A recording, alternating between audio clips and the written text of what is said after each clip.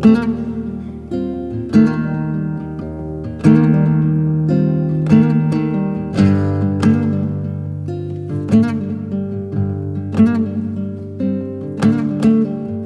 nezinu, cik daudz reizes esmu teikusi šo teikumu, ka pie mikrofona jārunā ir tā, it kā viņi gribētu apēst. Jā, to es nevaru pierast. To es būšu atrunājuši šajā podcastu pieredzē, un šo es saku arī tev, Elza. Sveiciens vakardienas vārdienā. Pirmkārt, tev ir ļoti tiešām jaukā un saulainā oktobrī šogad bijusi vārda diena. Elza Lāma pie manis šodien ir ciemos, un liels prieks tevi satikt dzīvē, nevis tikai mazajā Twitter X-ar, nu jau laikam jāsaka bildītē. Un jā, it kā, ja mēs tā velkam kaut kādas kopīgās paralēlas dzīves kopā, tad varētu teikt, ka ļoti sen jau tevi pazīstu, bet, protams, tā patiešām jau nepazīstu, bet vismaz zinu, ka tu šajā pasaulē esi. Un pirmais tas iespējas, jeb atmiņu, protams, ir sociālo zinātņu fakultāte Latvijas universitātē, kur mēs abas uzsākām studijas vienlaicīgi 2008. gadā. Jā, kaut kas, vai 7. Es tagad tiešām neatceros, bet sen, ļoti sen. Man šķiet, ka 2008. Vidusskolu mēs pabeidz. Tu uzreiz pēc vidusskolas aizgāji studēt. Jā. Tad tu esi dzimusi 89. Jā. Tas pat, tad tas pats. Tad es tev atgādināšu, ka tu sāki studēt 2008. gadā. Un joprojām esi tajā pašā universitātē. jā, kaut kā nevar aiziet prom no turienes. Mēs kačku ievelk un pievelk. Un jā, sanāk jau īstenībā padomā 15 gadi aktīvs.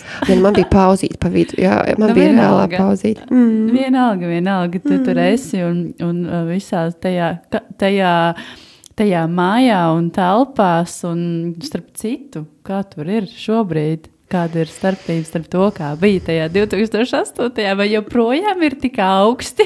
Vai joprojām viss ir tur, plus mīnus tāpat? Mēs tik ļoti gaidām to iespēju pārcelties uz Torņkalnu. Mēs būsim. Jā. Tā kā šobrīd viss ir iesaldēts un ir kā ir. Izlīdzinamies ar to, kas mums ir, jo mēs tā kā ceram, ka tad nākamgad būs mums jaunās mājas, un es vairs nebūšu mums kačkā, lai gan, tomēr, tur tas tomēr, tas šarms ir. Jā, 15. trolēvis, jā. Tas varbūt mazāk, bet tās koka mājiņas, un tas, ka tur katru rudeni, kad tu brauc ar riteni no mums kačkas, jo es braucu ar riteni no turienes, tad tur kūpa tie dūmeņi, un tie kaķi skrien, un tie, tā kā tie Jākabs Mimī runājušies suņi, tur tiešām, tā arī ir, tā kā tur tajā pasakā. Un būs žēl pamest, bet tūlīt, tas neoficiāla reklāma, mēs pārcelsimies, viss būs kārtībā ar telpām. Bet būs, es biju tajā, kas ir tur blakus uzbūvēta tā dabaszinātu vai kā. Jā, tur divas ir. Precīzi, jā, divas. Jā, tā jaunākā, pagājušajā gadā bija man šeit rudenī, tur bija kaut kāda atvērto durvju diena, un tad ir tu ieeji tur un tev liekas, es arī varētu, varbūt, ka tomēr sākt atkal studēt. Tas ir svarīgi. Tas ir ļoti svarīgi. Es tikko biju Dānijā, Roskildē, kur ir arī tā kā 70. gadu fakultātes ēka, bet tur tā vide ir tāda, ka negribās braukt prom. Tur, protams, ir citi apstākļi un cits finansējums, bet es gribētu, izmējā, ka mēs pārvāksimies, vismaz maza kripatiņa no tās sajūtas, es domāju, ka būs, jo studentiem vajag to dzīvi, un ka gribās tur palikt un sēdēt un lasīt grāmatas un tur čupoties un tam līdzīgi. Tas būs, tas viss būs. Es sasmējos kaut kad, ka man Facebook ik pa laikam izmet atmiņas no studiju laika, jo tad, kad mēs sākām studēt, tad laikam aktīvākais tas sociālais tīkls arī bija Facebook, kur kaut ko ierakstīt. Un tad nesen tieši man izleca atmiņa par to, ka augstākā vieta uz zemeslodes ir Latvijas universitātes sociālo zinātņu fakultāte. Tad es sasmējos, neskaidri šobrīd, bet vēl, labi, tagad vēl ir siltais rudens, un droši vien, kad nav baigi silti, jo... Nē, šobrīd ir ok, man tieši tagad ir, es jau vairs neesmu kā students, es eju kā docētājs tagad, jau esmu uzkāpojusies tik augstu, un es jau zinu tās labākās vietas, kur tad es cenšos vismaz savu studentu savās mīļākajās auditorijās, un šobrīd ir ok. Bet, es negaidu ziemu. Es ļoti negaidu ziemu.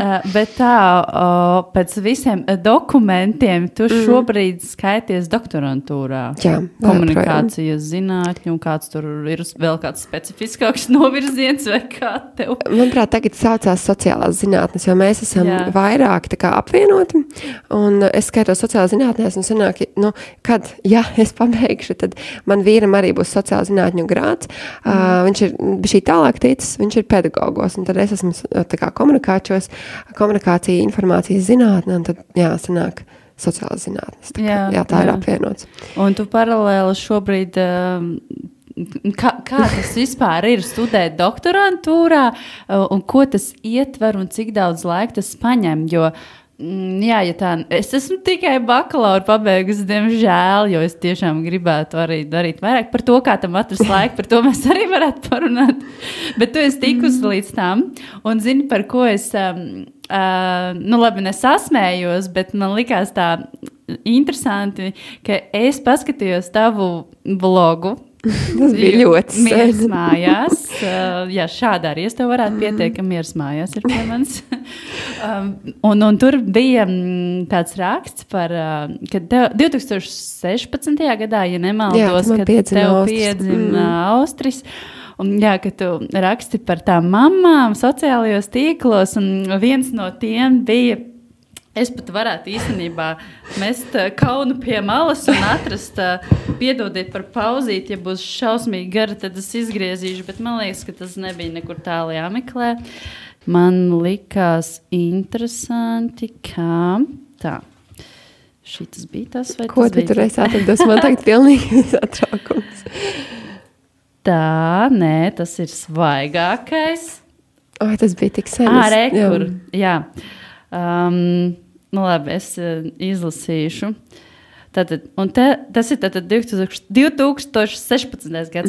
Un te lūk vēl viena mamma, kas spēj sevi saskaldīt pa ātomiem, apvienojot divu mazu knapsieriņu bērnu audzēšanu ar doktorantūras studijām un darbu.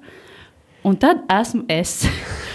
Un tagad, kas tu esi? Tagad tu esi tā mamma, ne? Jā. Kura ir tā, kas ir doktorantūrā un apvieno ar diviem bērniem un darbu. Jā. Tagad tā jālēc. Reality check. Jo tas bija laiks, kurā tev acīm redzot, tas likās kaut kas tāds, kad Instagrams un realitāte, kad bāc vai tiešām tā var, un rekur esi tu ar tikko dzimušu bērniņu, un tas liekas kaut kas nereāls, vai ne, tajā brīdī. Bet, te tu esi. un man likās, tā interesanti, ka tu esi kļuvusi par to mammu. Uz kuru varbūt kāds cits skatās, un labi, tu neesi tā, kuru sociālajos tīklos izskaistina šo visu, bet tajā laikā, acīm redzot, tas bija kaut kā aktuāli, tagad ir dažādi, var gan atrast izskaistinātos, gan reālos profilus, un kā tev iet tajā doktorantūrā? Tālajā 16. gadā man likās, un īstenībā joprojām man liekas, ka tas pats pirmais bērns, tas ir kaut kas tik ļoti personību saskaldošana un tieši tā iznīcinošana, un tas bija pilnīgi noteikti visgrūtākais posms. Un tagad šķiet, ka ir tā kā vieglāk, un es pilnīgi noteikti negribu tagad teikt, tas ir tik viegli, visu to varētu izdarīt. Nē. Jo vecāka es kļūstu, jo vairāk es saprotu to, ka katram ir sava tā kapacitāte un vēlmes un mērķi, un you do you, un I do me, un tam līdzīgi. Un šobrīd ir tā, ka es izmēr šurp nākot, un es domāju, kā es līdz šejienai nonākusi. Jo man laikam ir, es nezinu, es nevaru apstāties. Es sāku to vāveres riteni, un tad kaut kā tu turpini to ceļu, un gribās vēl, un gribās tiešām radīt pārmaiņas. Jā. Jo ar maģistrantūru, es aizgāju uz maģistrantūru ar domu, man ir svaigi jauna tēma, mātišķība, un man gribās to pētīt un saprast to izskaidrojumu tam, kā es jūtos, un tam, kas man ir riņķī. Un tad jo vairāk tu lasi arī akadēmisko literatūru, tu runājies ar citām sievietēm, un tu saproti, ka tā ir pilnīgi paralēlā realitāte, ko tā cilvēks no malas vispār neizprot. Jā. Un tad es sapratu, ka es gribētu arvien dziļāk un dziļāk, un tad man lieliski darba vadītāji, tas laikam ir tas atslēgas vārds, atrast to īsto cilvēku, kas tevi pabiksta un palīdz, un profesors Zelčs tā ir rekomendēja. Un man ir citi kolēģi, kurus arī bezgalīgi mīlu, un esmu pateicīga viņiem par to, ka, jo, tie, kas varbūt nezina, doktorantūra Latvijā būtībā ir hobijs. Stipendija ir 140 eiro, un, ja tev paveicās, tur dabūt kādu projektu, bet tur ir citas blaknes tam visam. Un, protams, jā, mēs ejam uz to, ka būs kaut kādas pārmaiņas, bet tās pārmaiņas vēl nav pie mums atnākušas. Un šobrīd es vienkārši daru mērķi labāk, jo man gribās, tas, ko es rakstu, ir tāds mīlestības vēstuli mamām, teiksim tā.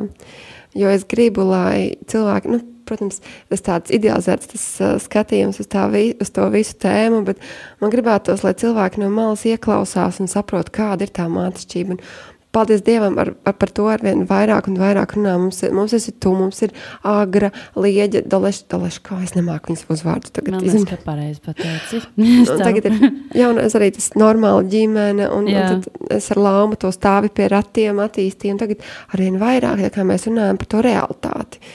Jo tu pareizi pateici, 16. gadā, man liekas, mēs vēl tā diezgan ilūzijās varbūt nē, bet tā negribējās to īstenību parādīt. Jā, nebija vēl tā atklātība tāda, jo tas bija, man liekas, Instagrams vispār ap 2013. 12. gadu sāku jau tā kā kļūt tāds vairāk pieejams, ne tikai toreiz, jo sākumā viņš bija tikai iPhone'iem, un tad tas kļuva pieejams arī pārējo telefonu un programmatūru lietotājiem, un tad mēs jau nezinājām, kā tur uzvesties, un publiski jau nevarēja saprast, cik tas viss ir, un kaut ko, un laikam jau visiem gribējās izlikties labākiem tajā burbuļu priekšā, nekā mēs varbūt jutāmies, un galu galā, pēc laika saprotot, kāpēc mēs tā darām? Mēs visi jūtamies sliktāk, ja mēs izliekamies tā kā, ka viss tas ir daudz vieglāk un vienkāršāk nekā tas ir patiesībā. Bet arī tagad jau ir kaut kāda iekšējā cenzūra. Protams. Tā, ka, jo tad uzreiz, tev, protams, tā ir atsevišķa tēma, tad uzreiz dzeltenie mēdī un tam līdzīgs pieto riņķī pie katra tāda sulīgāka stāsta. Bet arī tādam cilvēkam parastiem, jo tās tomēr ir vēl joprojām tabū tēmas. Un es tieši skatījos cauri manu mazo, 5 gadus pēc kārtas apstījos, kādas ir tās galvenās intervijas. Un visas, diemžēl, tādas ļoti, tādas vienādas, ideālā ģimene. Mēs esam kopā, mēs tur izcinām problēmas, bērns ir dzīves jēga. Labi, ir arī tādas mazliet reālākas. Pilnīgi visus nevar mest vienā katlā. Bet tā realitāte netiek tik ļoti dzīvīgi atspoguļot. Un tagad īstenībā pēdējā gadā, kad arī ir sajutuši, ka nepieciešams tās pārmaiņas, tad arī parādās citādākas tās intervijas. Bet tā pašā laikā bija, man liekas, ka laikam ar Artūru Medni bija par 2. bērnu tā intervija gada sākumā, un kā viņu nolēja vienkārši ar žultu. Tas ir jau tā lieta. Es atceros to, un ka tiklīdz tas ir kaut kāds arī fenomens. Nekad laikam nebūs labi nevienam. Bet par māmiņu. Mans mazais neesmu sen jau šķirstījus, bet atceros, ka man pašai tur bija intervija. Un es to interviju kaut kad jau pasen arī apskatījos. Man likās, ak, Dievs, vienkārši tāds cukurs. Var jau būt, ka tajā brīdī tā arī jutos. Es neatceros vairāk. Bet, es domāju, tas bišķi pat vainas sajūta tāda ir, ka kāpēc es tā stāstīju? Nē, tāds bija tas konteksts. Es domāju, tieši tā nav ko pārmest pagātnes sev. Tāpat arī, tā pašai profesorā Zelčai bija lielisks, es neatceros, viņa uztaisīja vai neuztaisīja pētījumu, bija par ģimenes albumiem. Un būtībā Instagrams un visi sociālā tīkli savā ziņā ir tāds mūsdienu ģimenes albums, kur tā gribās tomēr parādīt to skaisto pusi. Taču neies mazgāt netīro veļu vai kā tas teiciens. Bet dažreiz, tad, ja tu katru dienu skaties tikai to saulaino rožaino, tad tad tev sanāk uzdot savu jautājumu, kāpēc man dzīve nav tik rožaina. Jā, es ļoti labi atceros, ka Agija Kola bija uzrakstījusi rakstu savā blogā Instagram mammas melo, kas, man liekas, bija tāds pirmais tāds uzspridzināja pilnīgi toreiz to Instagram burbuli, un es atceros, ka es apvainojos. Man likās, es nemeloju, jo, protams, visu caur sevi, vai ne? Kaut kā uzsver. Tas nekas, ka Instagramā vēl ir 10 vai 100 māmas, bet jā, bet tagad gan es viņai tā kā piekristu toreiz, kad tiešām tas bija, varbūt, es neatceros, kurā gadā tas jau bija vairs, bet tas bija tiešām mums katrā ziņā. Bērni bija vēl mazāk, kā viņi ir šobrīd, bet toreiz viņi ļoti labi izgaismoja to, ka ir tās skaistās fotosesijas un mazliet trūkst tie reālie aizkadri. Un tā pašā laikā tad ir Twitters, kur atkal esot pārāk bēdīgi, un mēs dzirdam tos, redzam tos tvītus no citiem cilvēkiem ārpus tā vecāku burbuļu par to, ka, Twitter māmas ir pārāk depresīvas, kāpēc viņām ir bērni, kāpēc viņas ir šādas un tādas, tikai, un par to man arī ir pētījums, bet kur to balans, un kā jau tu teici, visiem jau neizpatiks, bet kaut kur jau vajag izventilēties, un ja tas nav terapeits vai draudzeņu šats, dažreiz arī tāds anonīms kliedziens vai pusanonīms kliedziens Twitterī palīdz, bet labi, tas Bet tu pētīji arī konkrēti Twitter mammu kopienu? Jā. Tas bija arī universitātē, kāds bija tas konteksts secinājumi galvenie? Jā, tas ir tāds case study, respektīvi gadījums studijas, es aplūkoju to vienu, jo, es nevaru, protams, attiecināt to rezultātu uz visu Twitter, bet man gribējās, es ar to aizbraucu uz konferenci, un man gribējās vienkārši parādīt, ka lūk, Twitters, kuras būtībā ir tāds, nav paredzēts šādam mērķim tas portāls, jo tu seko tam, kam tu gribi, bet tas nenozīmē, ka tas otrs cilvēks ar tevi draudzēsies, un viņš ir tāds ļoti dīvains portāls, un tur nav tās bildes tik izteiktas, un tas nav Instagrams. Un, es atlasīju dažādas sievietes, kuras vēlējās ar mani parunāt, kas tā kā uzskatīja, ka viņas ir daļa no Twitter kopienas. Es veicu intervijas, un tad, tas secinājums, bija tas, tā mana hipotēze, teiksim, tā piepildījās, ka Twitter var izmantot gan kā rīku, gan finansiāli, gan fiziska atbalsta iegūšanai, gan emocionāli atbalsta, gan tāda informācija, vienkārši atrast, iegūglēt. Kā jau es teicu, tas kliedziens Twitterī dažreiz ļoti palīdz. Jā. Un mēs esam īpatnēji valsts ar to, ka tiešām šūmēšanās Twitterī pie kaut kā noved. Tas epidurālās analgēzijas tas gadījums kā skaļākais, bet mēs taču redzam, ka arī Rīgas doma klausās Twitterī. Jā. Un tad es aizvedu arī uz Dāniju, un pretī bija mediatizācijas pētnieki, kas bolīja acis. Ak, Dievs, tiešām šitā te notiek. Un, protams, tā tāda maz kriptiņa no tā visa, bet lūk. Bet interesanti, tas ir tikai Latvijā tā, vai tas ir arī citur?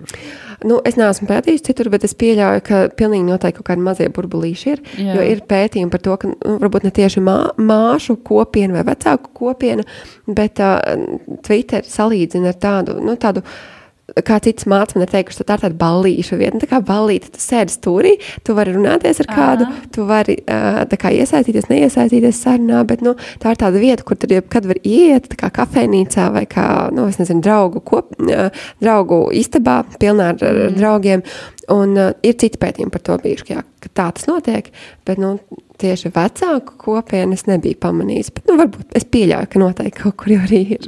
Jā, galu galā milzīgs apjoms ar informāciju, tur noteikti ir ko rakt un rakt dažādas kopienas. Bet Twitter burbulis un Twitter mammas, tas ir kaut kas tiešām īpašs, un tu esi arī manā burbulī, un tad, kad ir reizēm ir tie kaut kādi tie aplīši, kad varam smuki ar bildītēm arī apskatīties. Bet Twitterī tie, kas vēl nesako, un tie, kas ir Twitterī, miers mājās. Es īstenībā neatceros, kāds bija tev Twitter? Vai Elza Rāma, laikam, Elza Rāma, tu esi Twitterī, miers mājās, tu esi Instagramā. Jā, es pašā sākumā man bija bail izmantot savu īsto vārdu. Tas īstenībā pat nostrādā dažreiz, jo tad cilvēki nesaprot vai Rāma vai Lāma un kam piekasīties. Un tev nav gadījies tā, ka tev arī kaut kādos pasākumos vai, nezinu, festivālos uzrakst, ka tu esi Elza Rāma? Man tā gadījās, laikam, vienreiz, es domāju, kaut kur man aicināja runāt, un tad es biju ar īsto vārdu, un man pēc tam žurnālisti prasīja, bet mums te raksta un saka, tu esi Rāma, tad kā? Ne, bet tikpat labi varētu būt, tas neizklausās tik neparasts un neierasts, un es ar tā divreiz padomāju, jo it kā tavu uzvārdu īsto zināju, es klausījos vienu raidījumu, kur man paziņas taisa, un viņi tur runāja par Twitteri. Jā. Un tad viņi arī pieminēja vienu tavu tvītu, kad Elza Rāma raksta, un es domāju, bet viņš bija Lāma, bet Twitter vārds jau ir Rāma, līdz ar to viss bija pareizi. Un jā, tagad double check vienmēr nodara. Bet Mieras mājās... Tu atceries, kā tu nonāci pie tā? Es manifestēju. Tu manifestēji joprojām? Es joprojām manifestēju. Un arī to Rāmumu es manifestēju. Manuprāt, no manas balss ir dzirdams tas, ka es vienmēr esmu trauksmaina un ātra. Un es manifestēju to lēnumu. Lēnumu un Rāmumu. Jā, jo tas viss sākās, es biju kārtējā mamma ar kārtējo blogu, bet man nebija tāda, pacietība, tu to attīstīji citā līmenī. Man nebija tādas pacietības un vēlmes, un es arī, es neatradu to savu nišu, man likās, es kaut ko citu labāk padarīšu. Un tad sākās ar to Mieras mājās, un tad mēs kaut ko tur eksperimentējām ar draudzenēm. Man vēl Austra tikko atgādināja, ka es taču mēģināju arī taisīt kaut kādu bērnu žurnālu vienu brīdi. Bet tad, sen. Un tad parādījās Pikolo, man bija tāds, nē, viņiem labāk sanāk. Jo ir jāsaprot, kurā mirklī tu atkāpies no savu mērķi un kurā mirklī tu turpini. Un tad es no tām visām lietām atkāpos. Un turpināt studēt. Jā, tas ir tas, ko es tā kā jūtos vislabāk. Man patīk mācīties, un es atradu to savu vietu. Tīpaši tagad esmu pārsteigums ir, man patīk studenti. Es tiešām, studenti ir forši. Jā, starp citu, cik bieži tev sanāk vadīt lekcijas viņiem un par kādām tēmām tas ir? Es tik sapratu, sēsdienās arī tu dodies un uz universitāti, un tu arī esi viens no tiem cilvēkiem, kuram ir nevis tas, ko uz visu šobrīd iet, ne visi, bet daļa sabiedrības 4 darba dienas nedēļā, vai nebūtu ideāli, bet beigās ir 6 realitātē. Jā, es esmu tiešām ideāli iekārtojusies, jo man darbs labi šobrīd ir tiešām, es esmu komunikācijas speciālists, un tur es varu strādāt attālināt un super labi, un tad es varu apvienot ar darbu universitātē, docēšanu, un tad man ir lekcijas, pāris reizes nedēļā, tas nav daudz, un es strādāju tieši ar ievadkursiem, un tas nozīmē, ka, es varu būt tā kā tāds gids studentiem, ievest viņus dzīvē un tā kā nomierināt, viss būs labi. un tad paņemt aiz rociņas un ievest tajā lielajā pasaulē. Un cerams, iedvesmot, ja sanāks, tad iedvesmot kādu arī turpināt tālāk. Jā. Kāda tev ir sajūta viņu priekšā? Tu jūties tomēr kā pieredzējušāka un vecāka, un tie, kas nāk, ir tikko pēc vidusskolas, vai tomēr ir arī cilvēki, kas pēc laika ir sapratuši, ka es šo gribu? Jā, neklātienē man ir arī tādi, kas pēc laika, un tur arī ļoti daudz, tagad es saprotu, pēc mājas darbiem ir ļoti daudz jaunās mammas, kas ir citīgi forši. Un par to īstenībā es arī tāds side notes, bet bija doma, kā palīdzēt jaunajām mamām, un tad īstenībā neklātienes studijās tur nav budžeta vietas, bet tā būtu viena lieta īstenībā, ko izmantot. Jā. Jo tas būtu tiešām apvienojams ar visu bērnu kopību un tam līdzīgi. Lūk, varbūt man ir neklātiena, un tad tur ir dažādi studenti, un tad man ir pirmkursnieki svaigi no vidusskolas. Bet es absolūti, es saprotu, es neesmu ar viņiem. Es esmu vecāka, un es apzinos, ka es viņiem pilnīgi noteikti neesmu vienauds, un viņu joks var nesaprast. Bet es tā ļoti atklāti arī pasaku, man patīk, ka es gribu, tā kā es jūtos jaunāk un arī nenovecoju, bet, es necenšos būt baigais draugs, bet ideālajā variantā mums ir tādas draudzīgas attiecības. Tas ir forši. Mums tieši vakardien birojā bija atvērto durvju diena un bija atnākuši daudz studenti, pirmkursnieki, otrkursnieki, arī vidusskolēni. un es uz tiem cilvēkiem skatījos un tiešām iedvesmojos. Tas ir, jo kaut kā ikdienā laikam man nav baigi apkārt 18-gadīgi, 19-gadīgi, 20 apmēram gadīgi cilvēki, un ir interesanti paskatīties, kādi tad viņi ir, kāda tad ir tā jaunā paudze, un ir tas, ko es redzēju, man patika. Nu, tu laikam redzēji tos motivētākos. Droši vien. Ir visādi, bet es teikšu tā, es esmu ļoti pozitīvi iespaidot. Tā kā man ir pozitīvi iespaidi par to, kāda vispār ir jaunieši, un man ir sanācis arī ar tiešām vidusskolēniem, jo es pirms tam palīdzēju vadīt tur arī tieši priekš vidusskolēniem kaut kādas, tur mums bija jauno komunikācijas speciālistu skola un tam līdzīgi. Un viņi ir forši, un viņiem nav tādas, es nezinu, bremzes iekšā, kā varbūt mūsu paudzē. Viņi iet ar pilnīgi citu tādu enerģiju. Un man ļoti patīk, jo, skumīgi ir tas, ka mūsu paliek ar vien mazāk, un tā jaunākais segments mūsu sabiedrībai paliek ar vien šaurāks, un tas, diemžēl, mēs novetojam. Un tad gribētos vairāk skaļāk dzirdēt tos jauniešus, bet, viņi ir maz, tāpēc arī mēs viņus nedzirdam, bet tagad tu saklausi viņu balsi, tā ir baigi forša. Un tur nākotne ir tikai, tā ir tā lielā sāpe, kā motivēt viņus, varbūt tiešām aizbraukt, izmācīties arī ārzemēs, bet atgriezties atpakaļ. Tas par to, ko es domāju par saviem bērniem. Viss, ko mēs darām, ir jau priekš mūsu bērniem. Ak, Dievs, cik svēts tagad sajūtos. Nē, bet tā ir. Un arī par tiem šķēršļiem, studijām, kas ir daudziem. Piemēram, kaut vai es arī gribētu varbūt studēt, un tajā brīdī, kad beidzot man likās, ka dzīvē varētu būt tāds laiks, atkal notiek nākamā dzīves pārmaiņa, un tu saprati, ka tu nevari, jo tev svarīgāk ir nopelnīt iztiku nekā studēt, ko patiešām tā kā gribētos, bet tas finansiāli, ja tu gribi neklātienē studēt, tas maksā, tas uzreiz ir tāds, vai jaunās mammas tiešām, kuras spētu to kaut kādā veidā apvienot, ir katrā ziņā, kur panākt pretī vēl un ko uzlabot. Noteikti. Es tieši, atkal, mums jāiemēt zirdiņš ir mammas, un vienkārši, kā mēs arī esam tam izgājuši cauri, un tas var runāt ne kā pētniece, bet vienkārši kā sieviete. Personīgās pieredzes. Jā, atļaušos.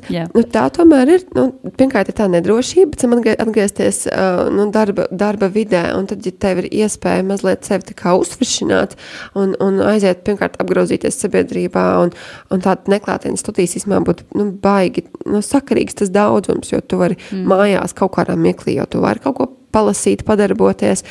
Grupu darbi ir moraks jebkurā. Sorry, mani studenti, jums arī jātaisa grupu darbi, un tas ir grūti, bet tā ir tāda realitāte. Bet tas būtu baigi forši. Nezinu, kaut kā. Šķēršļu sievietēm pietiek. Mēs jau atvieglot tos šķēršļus. Jā, bet šī ir tā tēma, par ko ir tik grūti iestāstīt vai tiešām iztēlotas varbūt cilvēkiem, kuri to nesaprot. Vīrieši visticamāk. Bet viss tas sloks, kas ir mums, un pats es negribu izklausīties tā kā, ak, Dievs, mēs nabagas sievietes, mums ir tik grūti, bet ir lietas, kuras mēs izjūtam, un ir tik grūti to izstāstīt savam līdzcilvēkam, un tev liekas, ka viņš to nesaprot, un viņš to varbūt arī nekādā veidā nevar saprast. Es nezinu, piemēram, tas pats partneris, ar kuru kopā tiek audzināti bērni, un tas ir tik dziļi kaut kā iekšā, es nezinu, sistēmā vai kā. Tu kā doktorantūras studenti? Jā, es esmu studenti. Joprojām, gan studenti, gan pasniedzēji. To var labāk izskaidrot. Bet, noteikti tu arī esi jutus to sajūtu, ka tie paši mājas pienākumi un to sadale, ka tu it kā runā, un it kā jūs to dalat, mēģināt kaut kā sadalīt. Bet, piemēram, es esmu sev pieķērus pie tā, ka mēs runājam, mēs dalām tos pienākumus, un atkal ir tā situācija, ka man liekas, ka es visu daru, un atkal, un negribas jau kļūt par to zāģētāju vai ko, vai nekā visi saka, un tas ir tāds, ka dažreiz nolaiž rokas un liekas, labi, mēs varam kā sievietes vēl paklusēt, nečīkstēt, izdarīt visu pašas, bet atkal nonākam līdz tā situācija, ka vai izdegam, vai, vai nezinu, kādā manā gadījumā izšķiramies un sākam varbūt mēģināt kaut kā menedžēt visu tiešām pēc grafikiem, bez atkāpēm. Nu jā, āmen. Āmen. Jā, jo, es nezinu, cik ļoti tāds vidējais cilvēks ir informēts par to, bet, mums Latvijā ir graujoša šķiršanās statistika, mēs esam top 3 visu laiku Eiropā. Mums daudz precās, bet tik daudz arī šķirās, un vidējā laulība ilgs 13 gadus, kad šķirās. Un tas ir diezgan, tā alarming, teiksim tā, jo, diemžēl, cik es esmu skatījušies, tādos, tagad, ja es runāju par latviešu pētījumiem, ne saviem, jo es citādāk to skatos, tad mājas darbu sadalījums, ir vēl joprojām tāds top konfliktus cēlonis, un tā ir ļoti sāpīgs punkts, un to mēs redzam arī katrā reizē, kad tas, piemēram, tajā pašā Twitterī panesās. Tad, tas, ko es gribu teikt, ar katru jauno paudzi, es domāju, ka tas arī parādās citos pētījumos, ka paudze kļūst arvien liberālāk un nav vairs tie sieviešu vīriešu darbi, bet paies ļoti ilgs laiks, kamēr būs tiešām, es pat negribu teikt 50 uz 50, bet mēs sasniegsim tādu līmeni, kad liksies, ka ir ok, jo nav jau obligāti jābūt 50 pret 50, bet vajag tu to sajūtu, ka tavs ieguldījums ir sardzēts, novērtēts, un tu neskrien izkārs mēli, kamēr otram ir chill. Un es saprotu, ka ir ļoti grūti to arī tai otrai pusē neuztvert personīgi, un to mēs redzam atbildēs. Bet tā pašā laikā, es saku, pētījumos, diemžēl parādās, ka, diemžēl, atkal vīrieši nenovērtē bieži vien savu ieguldījumu mājas solī, adekvāti nenovērtē. Viņi uzskata, ka viņi iegulda vairāk, jo, diemžēl, viņi neizprot līdz galam to visu mājas darbu slogu. Viņi pat nezina tik daudz, kas tiek darīts. Tā, protams, arī daļai, es negribu vainot arī mūsu, bet kaut kāds tur arī ieguldījums no mūsu puses, ka vajadzētu tā kā skaidrot visu, ko mēs darām, bet cik, tā ir arī cilvēcīgi, cik ilgi tu skaidrosi. Jā. Tā kā tas ir konflikta cēlonis. Es atceros pat no galvas. Mājas darbi, brīvā laika sadalījums un nauda ir top 3 lietas, par ko tā kā, ir lielie strīdiņi. Un tad mēs ir sevišķi tas bērnu sākumu, tas pirmie gadi ir tik intensīvi un īstenībā es mēģinu nebūt kategoriski. Es mēģinu tā kā arī ieklausīties citos un ir dažādi ģimenes modeļi. Tāda, kam liekas pilnīgi ok tradicionālais skatījums.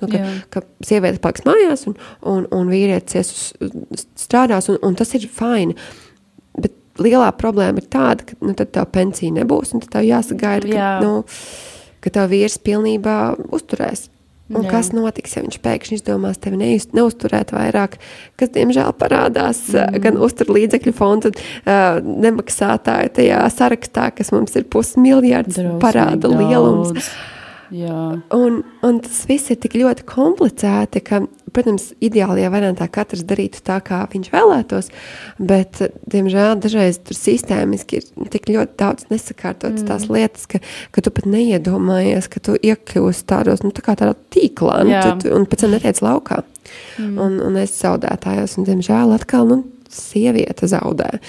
Sieviete zaudē ar to, ka viņa izkrīt ārā no aprites, tā kā zaudē savu karjeru, viņai viss ir jābūvē no sākuma, tad uzreiz parādās pay gap ar to, ka viņa izkrīt uz laukā, tad viņa saņem mazāk, jo viņai nav pieredzes, vai viņai ir, citi pienākumi, viņa palīdz vairāk arī tos bērnus vadā turpu šurpu, un tas ir uz viņas slogiem, uz viņas pleciem, un līdz ar to tas tā sistēmiski veido tādu nevienlīdzību, ko, diemžēl, var tikai arī ar iedarbību no malas.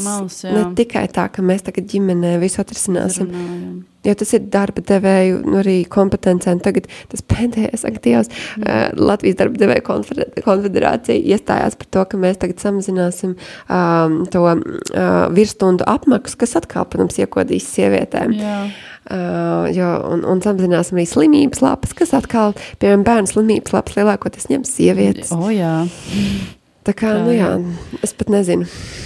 Gribētu uz tādas pozitīvākas nots. Tā ir realitāte, un par to ir svarīgi runāt, lai tas mainītos. Un, protams, ne tikai runāt šeit podkāstā, bet arī Twitterī kaut ko ierakstīt, kāpēc gan ne.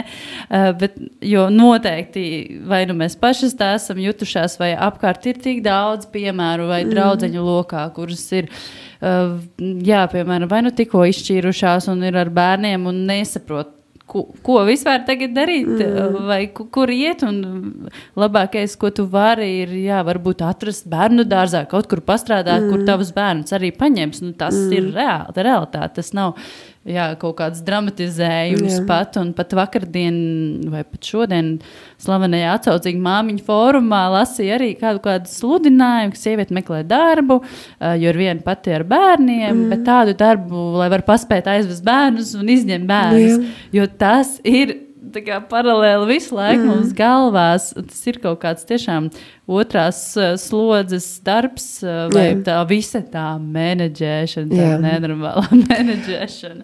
Es pat nebiju iedomājusies, arī personīgā šobrīd atkāpjos no pētnieces lomas. Man tagad arī, ir beidzot pirmklasnieks. Tev ir 2 skolnieki, vai ne? Jā. Un es nebiju iedomājusies, ka skola ir tāds menedžments. Bez vecākiem es nesaprotu, kā vispār cilvēki tur tā kā, jo, pagarinātā diena ir līdz 5, bet, tad viņš tur nogarlaikojies un tad visādas blēņas tiek sašķādātas. Līdz ar to man ir jāaizņem dienas vidū. Un kā vispār apvienot to ar tādu demanding tādu darbu, kas tiešām būtu augstā pozīcijā. Un, man ir pirmais bērns, bet man vēl viens bērns ir. Un tad, par kādu 3. bērnu vispār var būt runa. Tā, es nebiju iedomājusies, ka vispār gan tas bērnu ienākšana dzīvē, tā ir tā kā tādas paralēlās durvis, slepenās durvis atverās, un tad ieraugi paralēlo pasauli, alas brīnums. Bet skola, tas ir tā kā tu krīti lejā pa to truša alu, un šitas parodās, šitas uzrodās, tur vardarbība, tur mobbings, tur kaut kas tāds. Es vienkārši joprojām esmu šokā, jo manā burbulī, tas neeksistē. Un tagad tu esi, un tad pēdējais ir kaut kāds viens gadījums skolā utis. Un man liekas, ak, Dievs, kas tas tāds? Mums nav viss kārtībā. Es pie tevis atnākus. Visi labi, mums vēl nav, bet kaut kādā klasē esot noķert. Un man vienkārši pagājuši, kad man bija šoks par skarlatīnu, kad 19. gadsimta slimība vēl joprojām eksistē, tā kā 21. gadsimtā. Un tagad man ir šoks par utīm, kad, ak, Dievs, kas tas par? Tā ir, es dzīvoju savā privileģētajā dzīvē, un tad es saskaros ar paralēlo realitāti, kas, diemžēl, ir ļoti, ļoti reāli Latvijā. Un tad, tāpēc... Jā, par to menedžmentu. Tu kā reiz, man liekas, esi viens no varbūt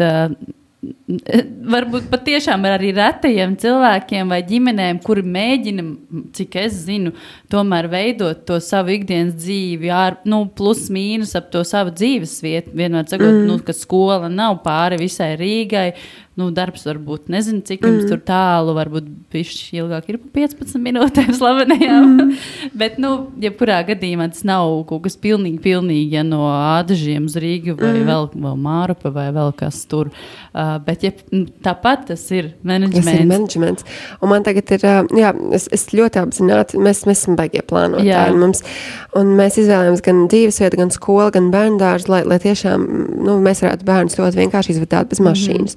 Arī darbs mums, mēs kaču, ka man ir 4 kilometri, bet man ir ritenis, un ir sabiedriskais transports arī uz Imantu, kur ir pedagoga fakultāte, kur es arī apgrozos, un tad, un tas viss ir menedžējams. Bet tāpat man ir tas ikdienas, tas maršrutiņš, un es viņu iziekotu 3 reizes, un jau tā kā sēž. Bet, pie tevis arī atnāca ar kājām, jo man ļoti patīk staigāt. Tava saruna ar Elīnu arī, par to staigāšanu, tu izņem laukā tās austiņas un vienkārši esi pilsētā. Man patīk, kā prāts strādā, kā tā rosās jaunas idejas, un es absolūti visiem iesaku visu laiku, kur vien var iet ar kājām. Un, redz. Un tad, par to staigāšanu un to menedžmentu vēl paturpinot. Viens ir tas, ka mēs kā pieaugušie varam izstaigāt vai ne, bet tik līdz parādās tas bērns.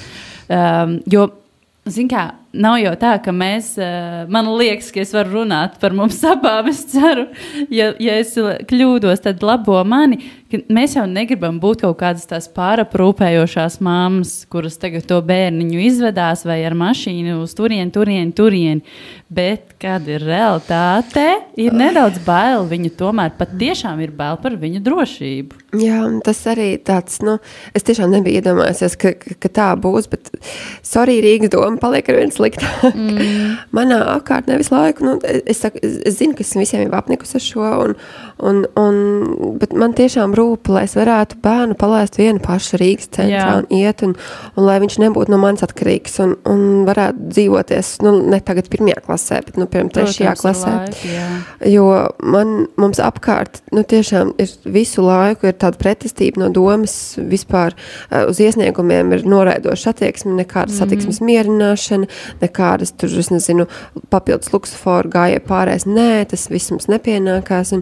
Un katru reizi, kad tajā mūsu ikdienas maršrutā, kur mēs ejam, tur regulāri ir avārijas. Tikko es redzēju, Eva laikam Johansona bija ielikusi Instagramā, ka Ģertrūda cielā tās smukās dobes, kas viņiem tur ir, tās gaisa dobes, ka tās bija pat izšķaidītas, tur mašīna bija ietriekusies. Tas arī ir mūsu ikdienas maršruts. Vai tur Bruņinieku ielā arī man ir braukts virsū, un mēs ar Rēmu braucām ar riteni un mūsos ietriecās. Tā, ka šobrīd ir ļoti liels hauss uz ielām, un man nepatīk tā attieksme, jo tas liekas tā dīvaini, tā kā vajag rūpēties, lai visiem ir ērti, bet ja visos papīros ir runa par to, ka gājējiem prioritāti, un mēs tā kā ejam uz to, ka ilgtspējīgs dzīvesveids, un mums taču rūp mūsu planēta, un zaļā domāšana, un tas viss, un tad realitātē ir pigu. Jā. Tā. Un tad es saprotu, agrāk es biju tā ļoti kategoriskāk arī pret vecākiem, kas visu tur izvedā ar bērniem, bet tad es pabraucu ar bērniem, ar sabiedrisko transportu un sapratu, ka labāk vediet tad ar tām mašīnām, kamēr nav sakarīgs sabiedriskais transports.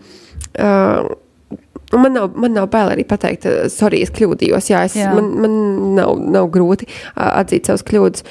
Šobrīd ir tā, ka you do you. Atrodiet, kur jums ir drošākais ceļš un jums drošākā, ērtākā vieta, bet, tad, es nezinu, trauksmes zvans domēni, lūdzu, sāciet domāt par saviem iedzīvotājiem, jo negribās to var dzīvot. Man jau ļoti gribētos tos sakarīgos veloceliņus. Tas ir tas, jo bērniem patīk arī braukt ar riteni un labi par transportu, par laimi. Es dzīvoju blakus tramvajiem, tas man liekas labākais sabiedriskais transports un tāds arī nāk kaut cik laicīgi, jo pārējiem ir tāds, mēs nezinām, kā būs. Jā, bet man ir pirmais, tagad tev ir 11. Jā. Man ir pirmais, un es biju super laimīga, kad es uzzināju, ka pirmais tramvajs kursē līdz Imantai. Jo es biju palaidus garām, un tur īstenībā ir tā ļoti stilīgi, tur ir tā kā savienots, gan ir autobusiem, tu var pārkāpt, un man likās, tas ir tas, ko es gribētu, tas ir forši. Jā, pirmais tramvajs ir labs, jo viņš ir arī tiešām garā tajā maršrutā galu galā, jo kādreiz viņš bija īsāks tas maršruts. Jā. Tā kā ir arī pozitīvs lietas. Un tās teātras skvērs ir mana mīļākā vieta šobrīd. Tas ir tiešām, ka tās tik skaisti. Tur tie Made arhitekti, Meid vai Made. Nezinu, mēs pa Made saucam. Piedodiet, ja nepareiz. Bet viņu darbs ir fenomenāls un šautauts viņiem, jo tas ir super labi. Un es gribētu visu Rīgu tādu. Vai ne? Mēs varam. Es esmu ļoti prasīga. Es domāju, ka mēs varam. Mēs esam stilīga pilsēta, mēs esam forša pilsēta. Es gribu te dzīvot tāpat kā, es nezinu, vispārējie, kur gan citur. Un, tu teici, ka tu esi pirmklasnieka mamma. Es arī esmu pirmklasnieka mamma. Un tev ir tas brīdis, kad tu sastopies ar realitāti un ar to, kas notiek skolās. Bija nedaudz pārsteidzoši laikam piedzīvot visu labi, to, par ko tu esi rakstījusi, vismaz arī Twitterī, par ko tu esi runājusi skaļā, ka man arī tas bija pārsteigums, tad, kad mans dēls sāk iet skolā, ka man likās, kāpēc citi bērni ir tik ļauni? Nu jā, tā ir tēma īstenībā, ko es pat nezinu, vai esmu gatava jau tā publiski cilāt, jo tas, es vienkārši... Cik tu esi gatava, tik arī tu vari ieskicēt, vai arī nerunāt par to nemaz, kā tu vēlies. Man laikam likās, ka vienkārši savā burbulī man likās, ka mēs esam tikuši pāri tam, ka darīt pāri, ka ņirgāties, ka tas ir kaut kāda norma. Bet arī es runājos ar klases biedru vecākiem un saprotu, ka nē, tas nekur nav vēl pazudis arī cilvēku prātos. Ir, protams, ļoti daudz man riņķī tiešām fantastiski cilvēki un vecāku un skolotāju un viss nav slikti, pilnīgi noteikti. Bet mani biedē tas, cik ļoti tomēr mēs esam gatavi noklusēt lietas un nerisināt un vainot upurus. Tu nekliedzi pa skaļu, tu nebija, tu nepateici uzreiz tajā sekundē vai kaut kādas tādas lietas. Un diemžēl tās ir, tās problēmas saknes ir tas, ka mēs vispār sabiedrībā, manuprāt, vēlprājām esam ļoti normalizējuši vardarbību. Tas ir pret sievietēm, tas ir pret bērniem, jo bērns jau maziņš, viņš jau neko nesaprot, viņam tā nesāp, tas ir dzemdībās, tas ir ļoti sāpīgs jautājums. Un par to negrib runāt, un to grib noliegt, un tas ir tiešām šausminoši. Jo atkal man liels prieks par to, ko Agra un Olga ar to savu pētījumu pacēla, un atceries, kāda bija ažiotāža, nē, tā nevar būt, mums nav tik slikti. Bet tad mēs pašķinām to savu pieredzi, un tā pieredze nevienmēr ir tik lieliska, lai neteiktu skarbāka. Jā, un mēs jau tā kā nezinu no tās citu pieredzes, varbūt normalizējam to savējo, un šeit, varbūt tas bija tā kā normāli.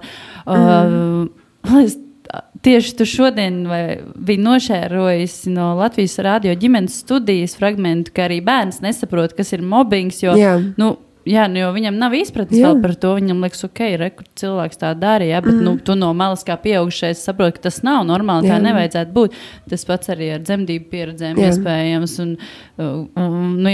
Tāpēc ir jārunā par šiem visiem. Jā, tas tie ir sāpīgi jautājumi, un par to nav patīkami runāt un atzīt varbūt arī sev, ka tu esi pieļāvis kaut kādas kļūdas, jo mēs tas, ka nedrīkst bērnus sist, tas tā kā ir loģiski, bet tajā pašā laikā ļoti ilgu laiku sabiedrībā ir dzīvojusi tā apziņa, ka uzšaut jau var. Un tas jau ir mācību nolūkos, un tas vēl projām dzīvo dažu, teiksim tā, nevis vecākās paudzes, bet tā citādi domājošo cilvēku prātos.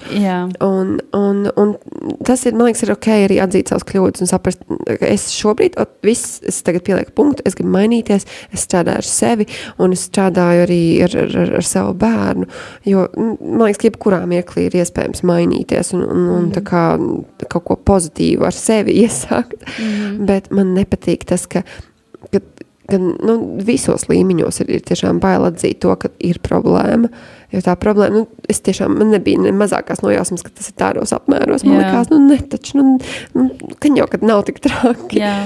Bet tad tu nonāc.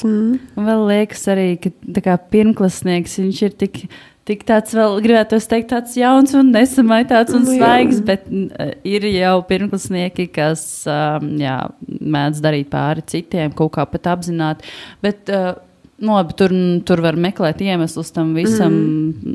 Ir visādi. Daudz un dažādas, protams, Un kā tu saki, man pierod, ka es tev pārtraucu, es vienkārši Es iedomājos, arī tiem, kam bērns, ja tu esi vecāks un tavs bērns nodara kādam pāri, tas taču viss ir ok, kā mēs mācamies dzīvot. Bet nav ok, ja vecāki, tā kā skola vai vecāks to kaut kādā veidā mēģina attaisnot, un nē, tā nebija, vai nē, tas ir ok, mums ir jānostāda robežas, ka nē, tas nav ok, varbūt tu darīji nepareizi, tā nedrīkst darīt pret citiem, strādājam ar to. Jo mēs jau visi mācamies, sevišķi pirmajā klasē. Tādā ziņā man liekas, ka tas ir tik nepatīkami, ka skola savā ziņā sanāk kā laimes spēle. Paveiksies, tev būs tur normāli, tev nedod arī pāri, vai tieši otrādi būs mobbings un būs sliktas pieredzes.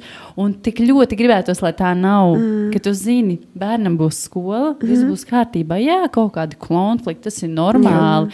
Bet tas, jo man arī savu bērnu palaižot skolā, vecāko bērnu palaidu privātskolā tieši šī iemesla dēļ, jo man pašai bija tā kā bail droši vien savas pieredzes dēļ. Jā, man likās, bāds ir kaut kā maksimāli, varbūt jāpasargā viņš no sliktām pieredzēm.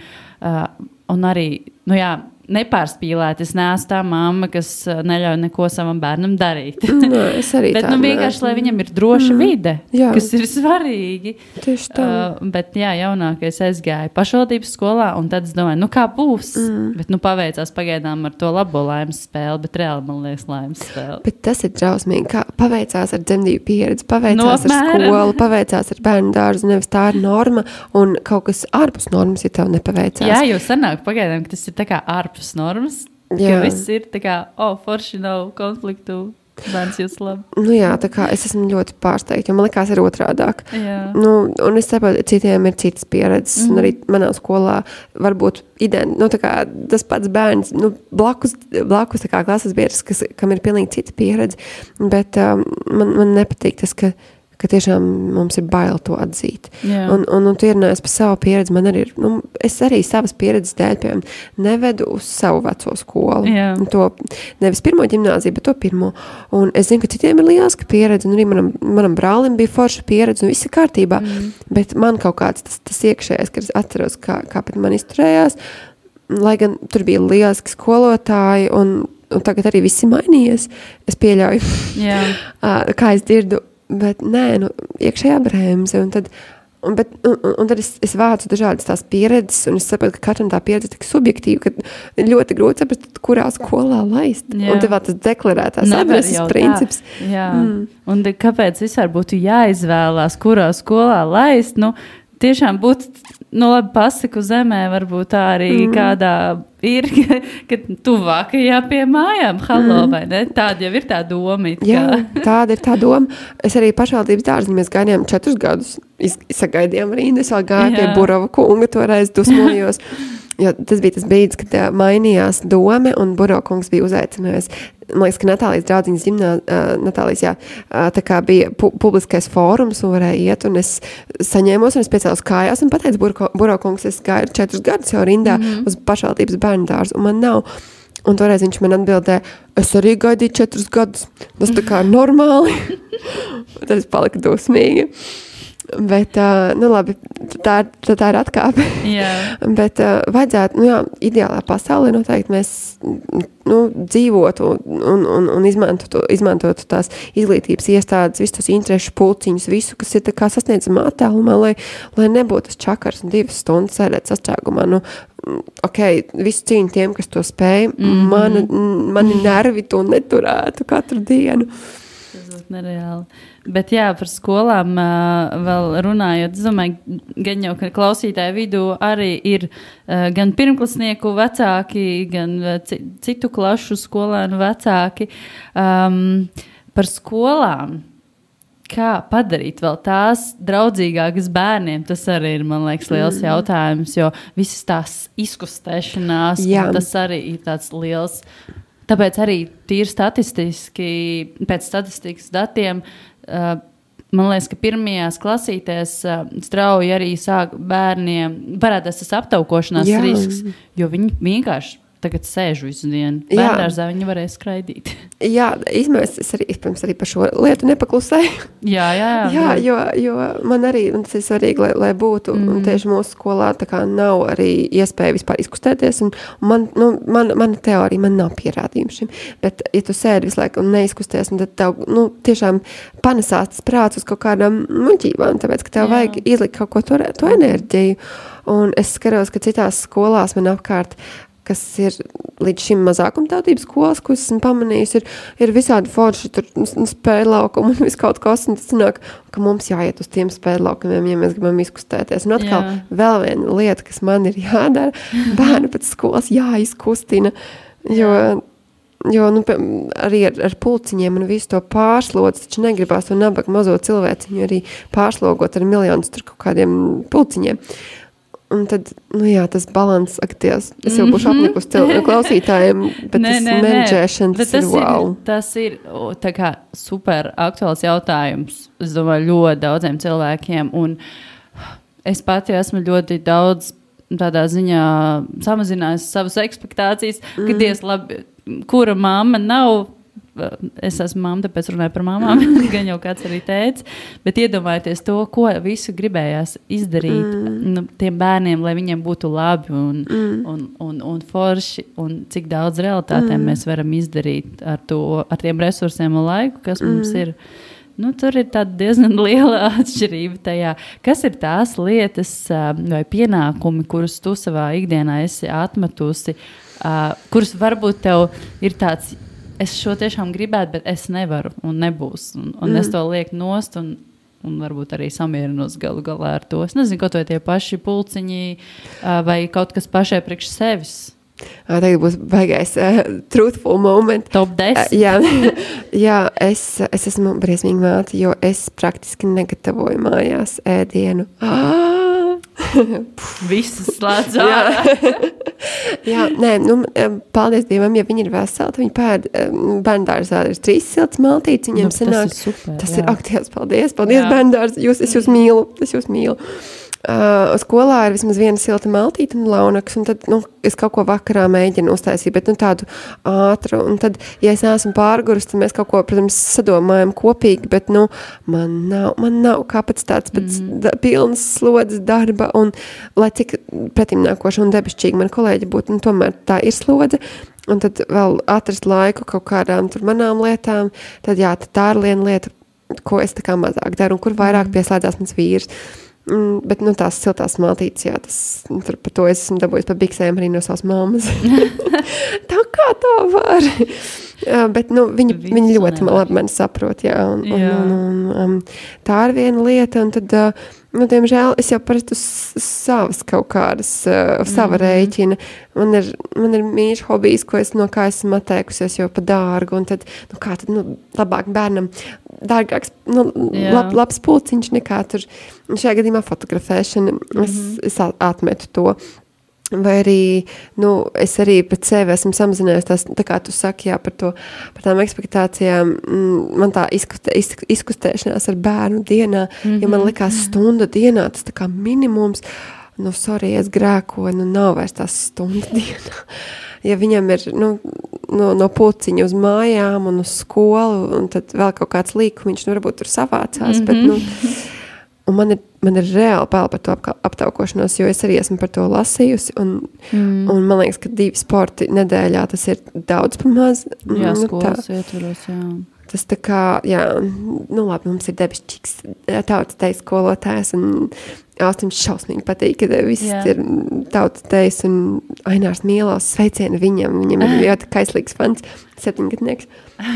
Bet, jā, laikam ekspektācijas par tevi, es vairs nevaru, es ar bērniem pilnīgi noteikti parunājos katru dienu, tā sirsnīgi, un mēs uzklausam, bet, es tās spēles arī ar viņiem tik daudz vairs nespēju spēlēt. Labi, katru 2., 3. vakaru es saņemos un kaut ko izspēlēju. Bet, man svarīgāk vienkārši, lai es esmu sazemējusies ar viņu, tā kā ir uzklausīts, es saprotu, kā tu jūties, kas ir tev aktuāls, vai tev kāds skolā pārizdarīja vai neizdarīja, kas tev patika šodien, nepatika. Un, un tas dažreiz ir ok.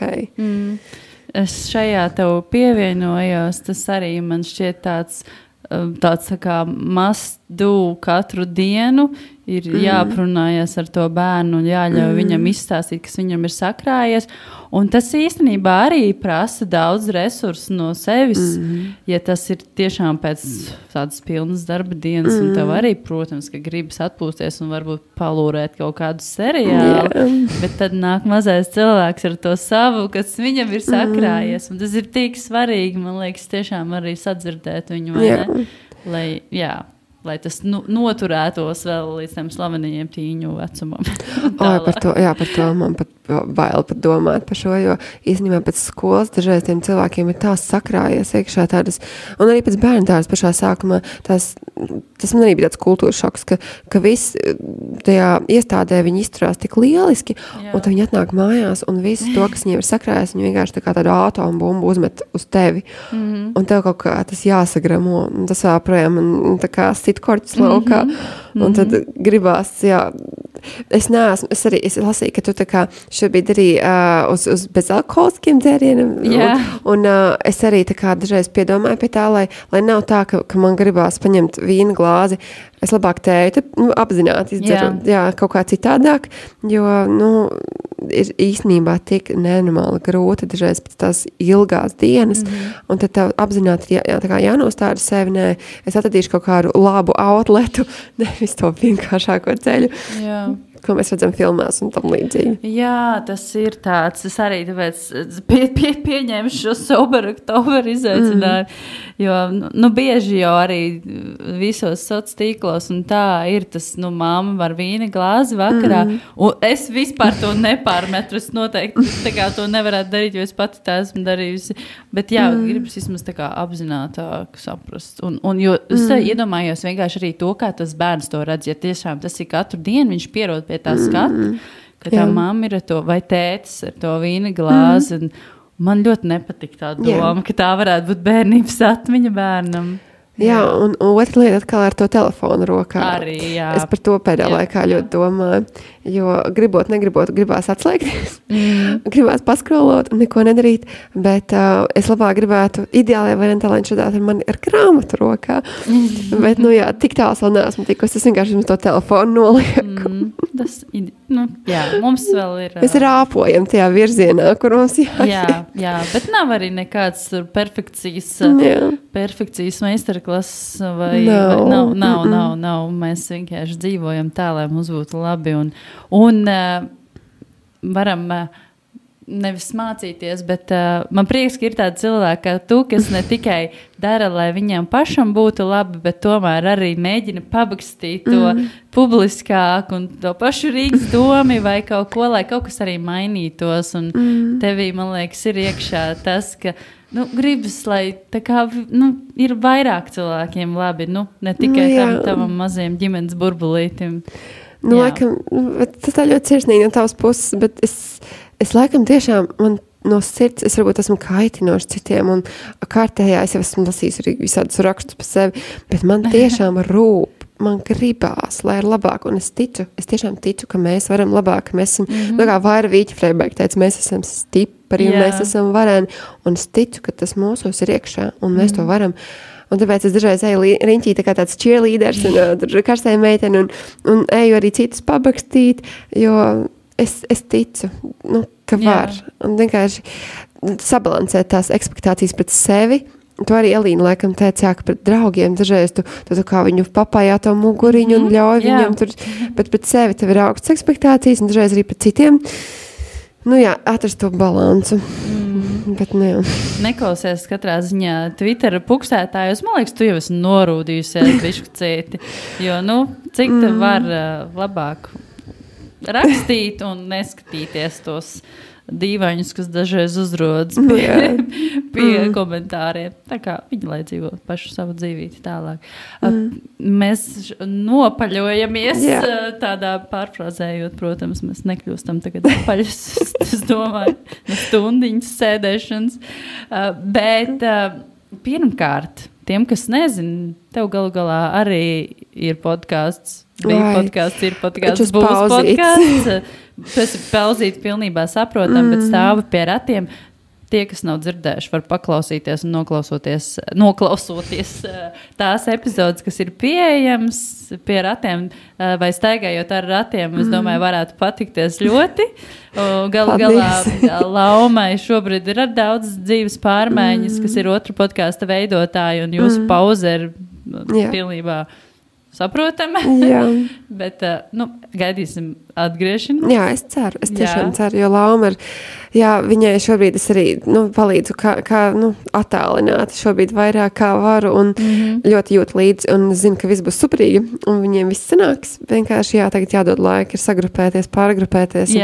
Tad ir jauns pār. Un tad būs, es iedomājos tēmas, jums pilnīgi jau varat jau sākt pierakstīt. Katrā ziņā melnrakstus, es domāju, noteikti. Un tev arī šis sarunas noslēgumā ir sava dziesma jāizvēlās. Un jāieliek podkāstā.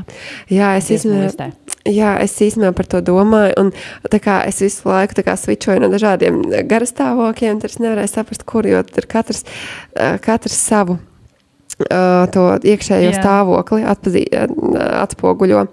Bet es teikšu, ka man gribās šobrīd, pēc mūsu sarunas, Crosby, Stills, Nash and Young dziesmu Carry On.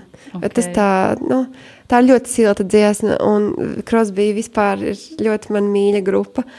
Un domājot par rudeni, par to, ka mums vienkārši jāiet uz priekšu. Jāiet uz priekšu ar mīlestību un ticību pasaulē.